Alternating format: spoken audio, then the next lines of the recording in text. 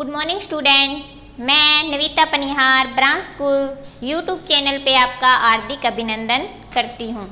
जैसे कि हमारा पहले का टॉपिक था, क्या था? सर्वनाम। क्या था? सर्वनाम।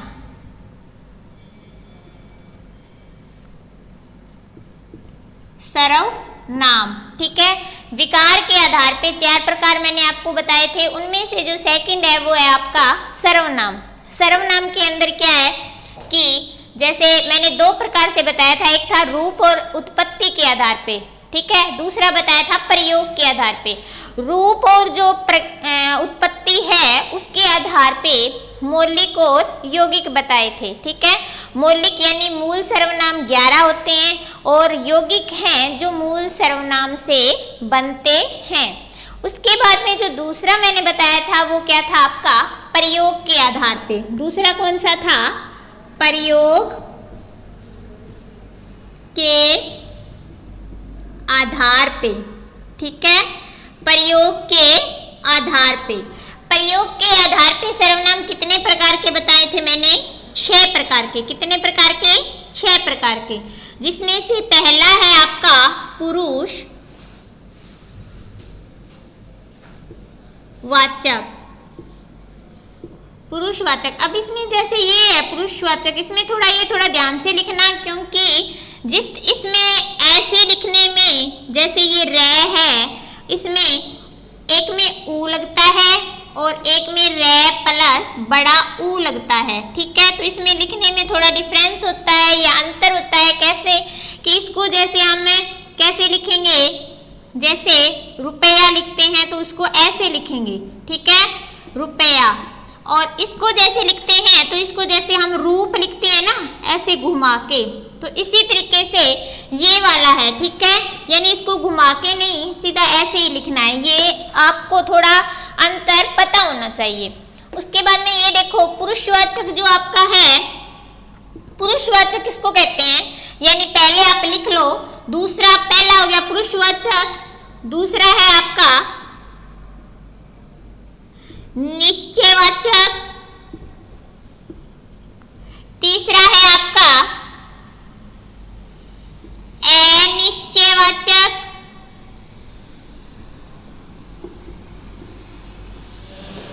चौथा है आपका निजवाचक,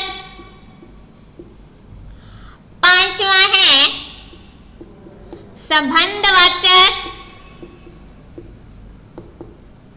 और छठा है प्रश्नवाचक, ठीक है। ये 6 प्रकार हैं आपके प्रयोग के आधार पे। इसमें जो पहला है आपका पुरुषवाचक, वो मैं करवा रही हूं कि जो शब्द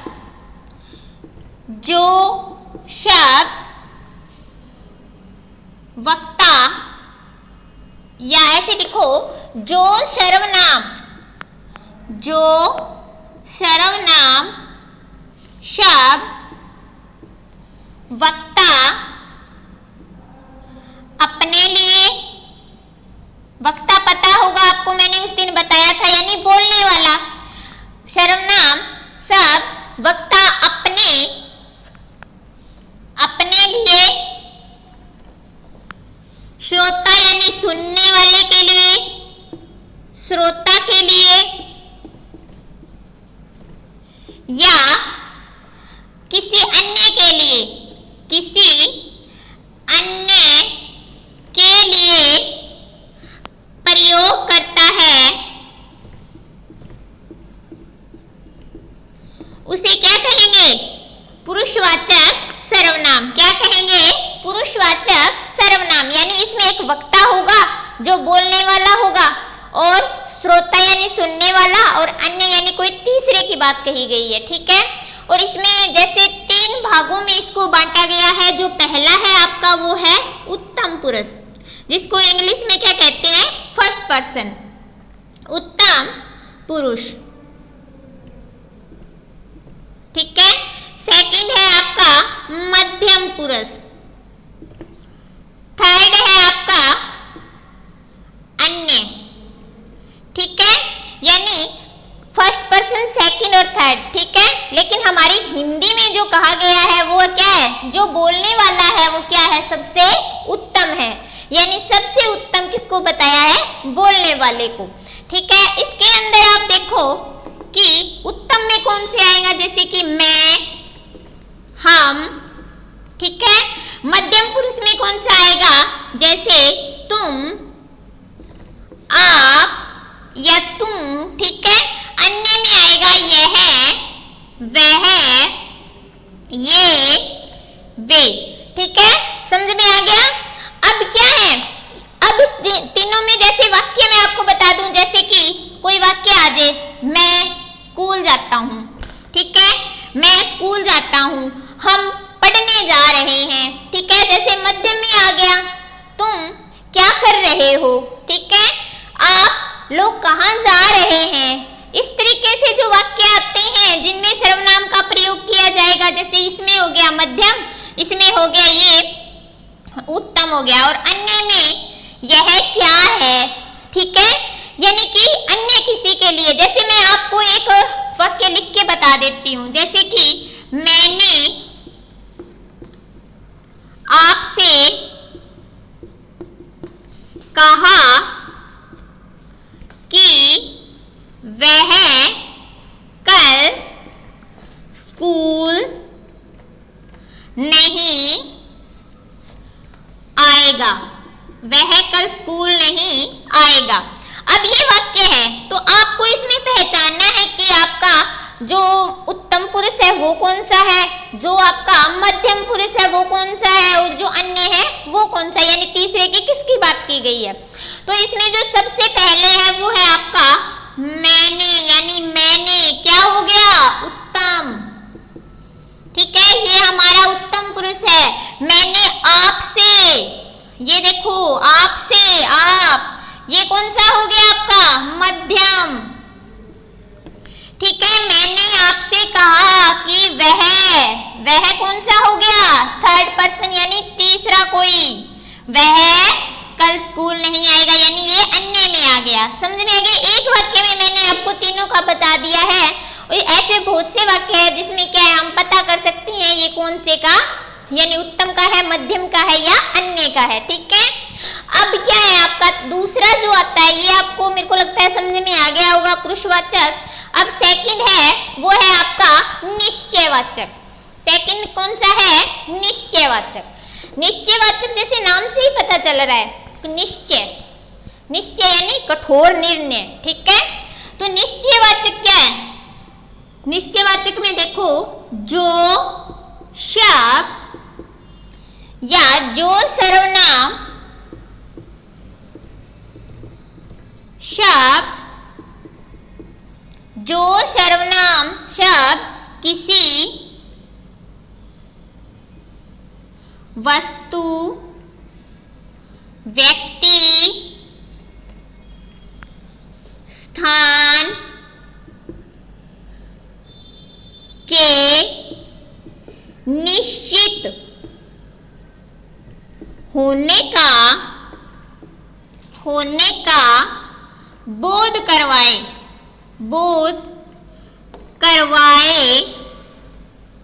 वह क्या है, निश्चयवाचक। क्या है, निश्चयवाचक। ठीक है, समझ में आ गया। यानी इसमें हमें निश्चय, यानी पूरा निश्चय हो जाता है कि क्या है, ये चीज यही है। ठीक है, इसमें हमें किसी भी, मान लो यह बैग मेरा है, यह मार्कर मेरा है, यह ब्लैक बोर्ड मेरा है, इस तरीके से क्या है, और इसमें किस किस का, जैसे कौन कौन से, आप कैसे समझोगे कि जैसे यह आ गया, वह आ गया, ये आ गए, वे आ गए, यानी इनमें क्या है, निश्चय है कि ये वस्तु किसकी है, इसी की है। ठीक है, तो यह पेन मेरा है। तो इस तरीके से, जैसे कि मान लो उदाहरण के तौर पे मैं आपको बता देती हूं, जैसे यह घर मेरा नहीं है, वह घर मेरा है।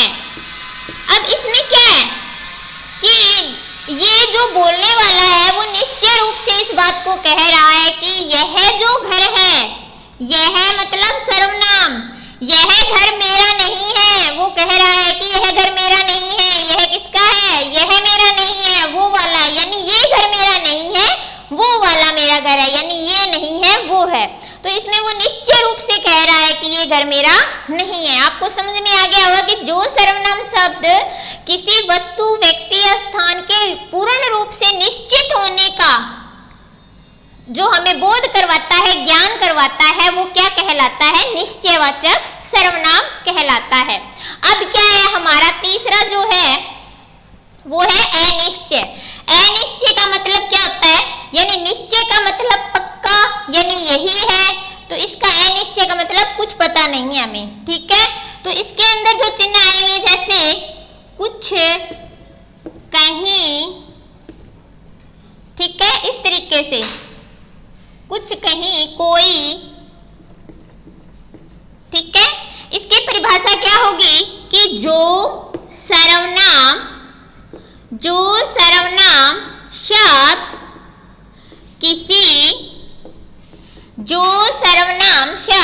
किसी व्यक्ति, वस्तु,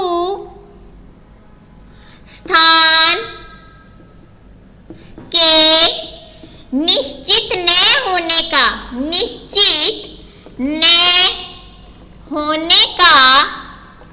होने का बोध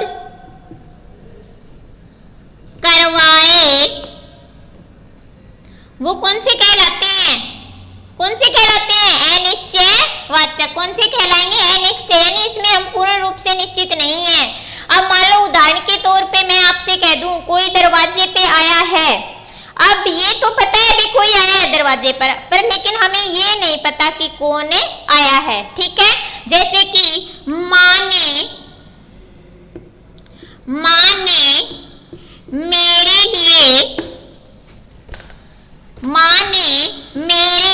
लिए कुछ बनाया है,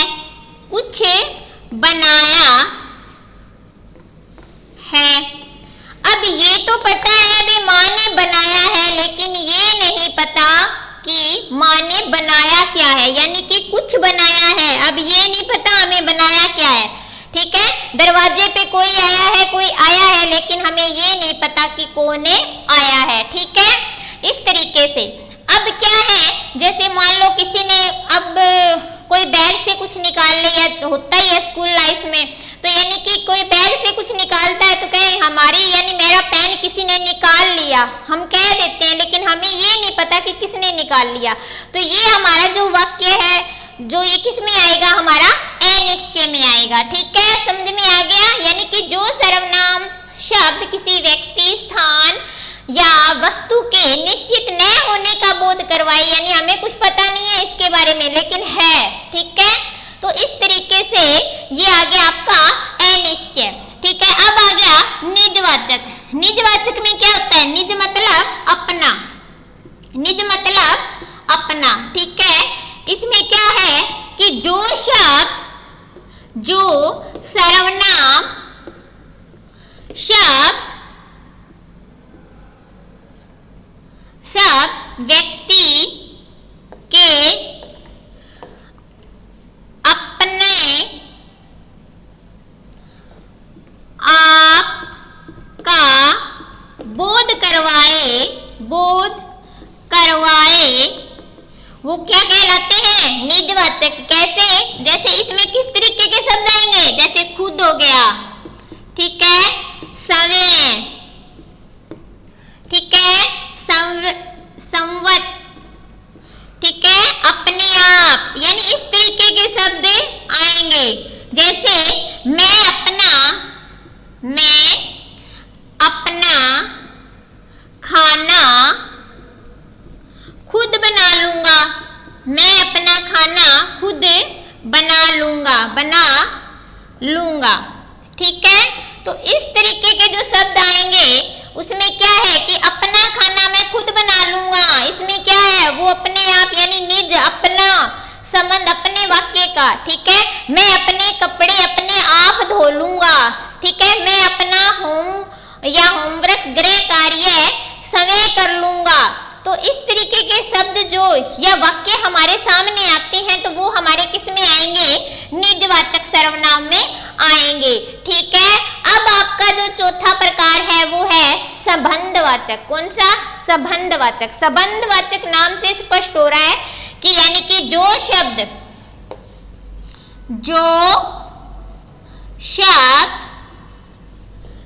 किसी, जो शब्द दो वाक्यों का संबंध एक दूसरे से बताते हैं उसे संबंधवाचक सर्वनाम कहते हैं। ठीक है, तो इसमें क्या है, जैसे जो, सो, ठीक है, इस तरीके के आएंगे, जैसा, वैसा। ठीक है, यानी इस तरीके के शब्द जिससे यानी एक दूसरे से जो वाक्य है वो क्या है, जुड़े हुए होंगे। जैसे जो करेगा सो भरेगा, कह देते हैं ना अपने, जैसे करोगे वैसे भरोगे। जो करेगा सो भरेगा, यानी जो जैसा करेगा वो वैसा, यानी कि ये संबंध क्या है, एक दूसरे का संबंध दिखा रहा है वाक्य। ठीक है, जैसी करनी वैसी भरनी। ठीक है, जिसकी लाठी उसकी भैंस, इस तरीके के जो संबंध यानी कि एक दूसरे से वाक्य जुड़े हुए होते हैं। ठीक है, तो वो किस में आएगा, यानी उनका एक दूसरे से संबंध होता है। ठीक है, चाहे वो स्थान का हो या दो स्थान एक साथ में जुड़े हुए या किसी भी तरीके का संबंध यानी उनके बीच में होता है, वो किस से जुड़े रहते हैं, जो, सो, जैसा, वैसा, जिसका, किसका। ठीक है, इस तरीके से। अब जो लास्ट आपका बच रहा है वो है आपका प्रश्नवाचक। कौन सा, प्रश्नवाचक। प्रश्नवाचक में देखो आप, जो शब्द किसी व्यक्ति या नहीं सॉरी वस्तु, व्यक्ति, स्थान को दर्शाने के लिए या प्रश्न के स्थान को प्रश्न के द्वारा दर्शाता है उसे क्या कहेंगे, प्रश्नवाचक। क्या कहेंगे, प्रश्न, यानी कि उसमें हमें क्या पता चल रहा है कि इसमें क्या है, कुछ पूछ रहा है। ठीक है, जैसे मान लो आपके सामने ये आ गया कि दिल्ली कहाँ है, अब उसको ये नहीं पता दिल्ली है कहाँ, लेकिन वो क्या है, प्रश्न पूछ रहा है कि दिल्ली है कहाँ पे। ठीक है, अब जैसे दूसरा, दरवाजे पर कौन खड़ा है, उदाहरण के रूप में जैसे दरवाजे पर कौन खड़ा है। ठीक है, ये उदाहरण है, जैसे दरवाजे पर कौन खड़ा है, तो यहाँ पे जो कौन है इसमें प्रश्न पूछा जा रहा है। ठीक है, कौन खड़ा है, समझ में आ गया। अब जैसे इसमें क्या है निशानियां, जैसे क्या आ गया, माँ ने मेरे लिए क्या बनाया है, तो इसमें क्या है कि वो पूछ रही है कि माँ ने मेरे लिए क्या बनाया है, कौन। ठीक है, कैसे, यानी कि इस तरीके के जो शब्द आएंगे जिस वाक्य में वो कौन से होंगे, हमारा प्रश्नवाचक होगा। अब आपको मेरे को लग रहा है कि सही ढंग से समझ में आ गया होगा कि जैसे जो वस्तु यानी पुरुषवाचक में मैंने आपको बता दिया। ठीक है, निश्चयवाचक में मैंने आपको बता दिया निश्चित वस्तु के बारे में, व्यक्ति स्थान के बारे में, इसी का उल्टा है निश्चयवाचक है। ठीक है, निजवाचक में अपना खुद का समय का कुछ नाम वगैरह आए तो उसमें निजवाचक में लेंगे। संबंध में यानी दो एक दूसरे के साथ संबंध को दर्शाया गया है। ठीक है, और प्रश्नवाचक में क्या होगा कि कोई प्रश्न पूछेगा यानी किसी भी प्रकार का प्रश्न। ठीक है, आज का जो हमारा टॉपिक है